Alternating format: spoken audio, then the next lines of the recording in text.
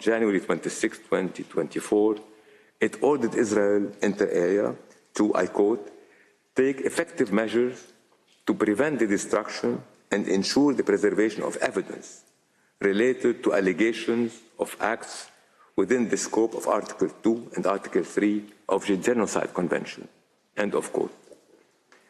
In the present circumstances, the Court is also of the view that in order to preserve evidence related to allegations of acts falling within the scope of Article 2 and Article 3 of the Genocide Convention, Israel must take effective measures to ensure the unimpeded access to the Gaza Strip of any commission of inquiry, fact-finding mission, or other investigative body mandated by competent organs of the United Nations to investigate allegations of genocide. The Court also considers that the catastrophic situation in Gaza confirmed the need for the immediate and effective implementation of the measures indicated in its orders of January 26, 2024 and March 28, 2024, which are applicable throughout the Gaza Strip, including in Rafah. In these circumstances, the Court finds it necessary to reaffirm the measures indicated in those orders.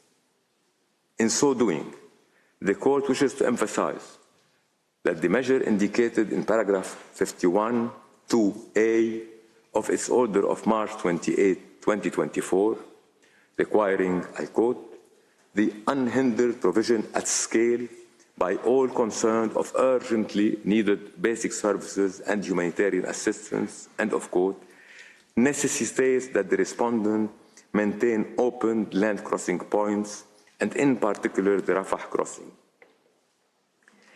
In view of the specific provisional measures it has decided to indicate, the Court considered that Israel must submit a report to the Court on all measures taken to give effect to this order within 1 month from the date of this order.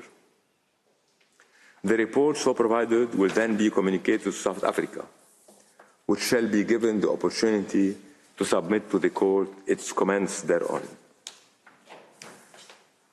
The Court recalls that its orders on provisional measures under Article 41 of the statute have binding effect and thus create international legal obligations for any party to whom the provisional measures are addressed.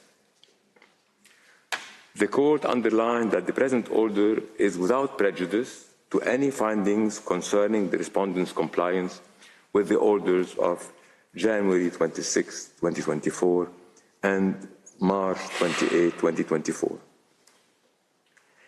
In its orders of January 26, 2024 and March 28, 2024, the Court expressed its grave concern over the fate of the hostages abducted during the attacks in Israel on October 7, 2023, and held since then by Hamas and other armed groups, and called for their immediate and unconditional release. The Court finds it deeply troubling that many of these hostages remain in captivity and reiterates its call for their immediate and unconditional release. I shall now read out the operative part of the order.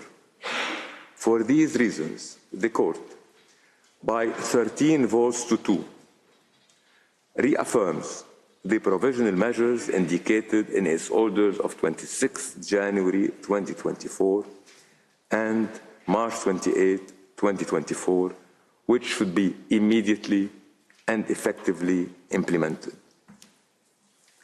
In favor, President Salam, Judges Abraham, Yusuf, Shway, Bandari, Iwasawa, Nolte, Charlesworth, Brandt, Gomez-Robledo, Cleveland, Oresco, Tladi. Against, Vice President Subutinde, Judge ad hoc Barak. 2. Indicates the following provisional measures.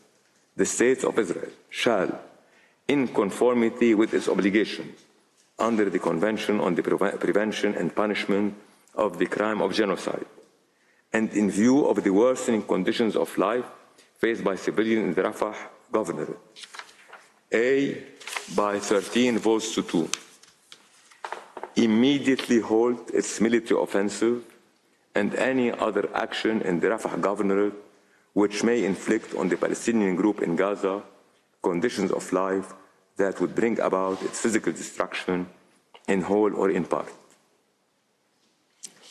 In favor, President Salam, Judges Abraham, Yusuf, Shway, Bandari, Iwazawa, Nolte, Charlesworth, Brandt, Gomez Robledo, Cleveland, Oresco, Tladi.